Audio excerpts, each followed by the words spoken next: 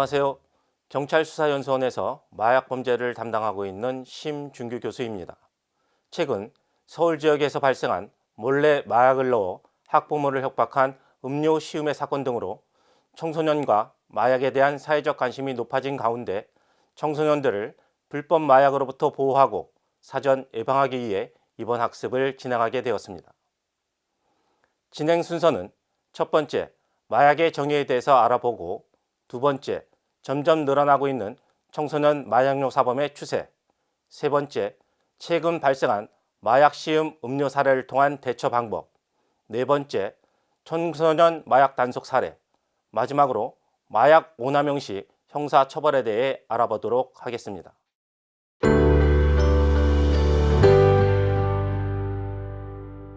마약류의 정의에 대해 알아보면 세계보건기구에서는 마약, 향정신성 의약품, 대마를 총괄하는 개념으로 약물 사용에 대한 욕구가 강제적일 정도로 강하고 사용 약물의 양이 증가하는 경향이 있으며 사용을 중지하면 온몸에 견디기 힘든 증상이 나타나고 개인에만 한정되는 것이 아니라 사회에도 해를 끼치는 약물이라고 정의하고 있습니다. 마약류 관리법 제4조 제1항에 의하면 마약류 취급자가 아니면 다음 각 회에 어느 하나에 해당하는 행위를 하여서는 아니 된다라고 금지 조항을 만들어 놓고 이를 위반 시에는 형사처벌을 할 수 있게 법으로 규정해 놓았습니다.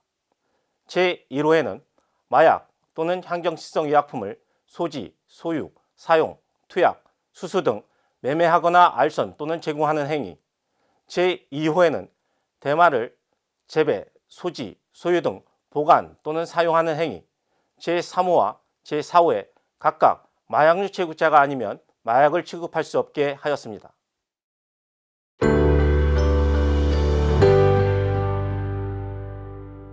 최근 5년간 청소년의 마약 사범 추세를 보면 19세 이하의 청소년 사범이 2017년 119명에서 2022년 481명으로 약 4배 정도 증가하였고 15세 이하의 청소년 사범은 2017년 1명도 없었는데 점점 연령층이 낮아져 2022년 한 해 41명이 마약을 투약한 것으로 확인되었습니다.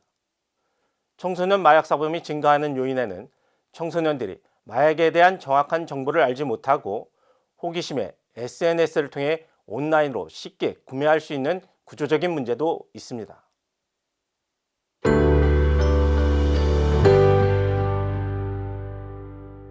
최근 강남 학원가 일대에서 고등학생들에게 마약 성분이 담긴 음료수를 건넨 일당 등이 경찰에 검거가 되었는데 이들은 기억력과 집중력에 좋은 음료를 시음하는 행사를 하고 있다며 학생들을 속이고 받아든 부모의 연락처로 자녀가 마약을 복용한 게 알려지면 좋을 게 없지 않냐며 금전을 요구하는 사건이 발생하였습니다.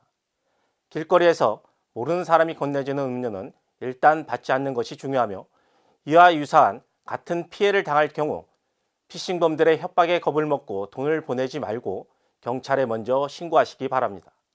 학생들이 속아서 음료에 무엇이 들었는지 모르고 마신 경우 사실관계를 수사하여 피해자로 확인되면 형사처벌을 하지 않습니다.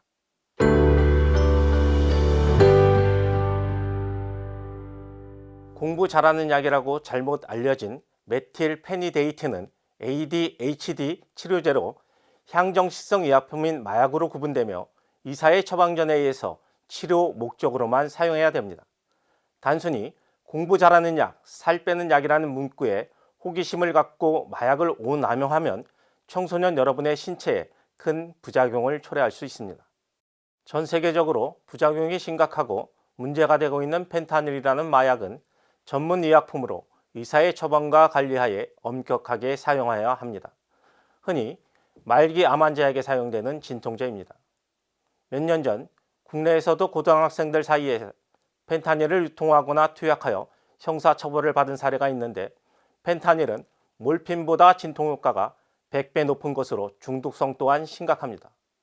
미국의 필라델피아주에서는 뇌를 손상시키는 펜타닐 중독으로 인해 좀비랜드로 불리는 지역도 있고 최근 미국의 18세에서 49세 사이의 사망 원인 1위가 불법 펜타닐 중독사라는 보고서도 있습니다.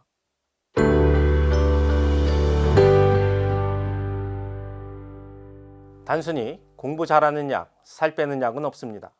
한 번의 호기심에 의해서도 마약은 중독될 수 있습니다. 마약을 불법적으로 가지고 있거나 투약을 하는 경우 청소년이라도 10년 이하의 징역 또는 1억 원 이하의 벌금을 선고받을 수 있습니다. 불법 마약으로부터 청소년을 보호하고 보다 안전한 대한민국을 만들도록 경찰과 시민사회가 함께 노력하겠습니다.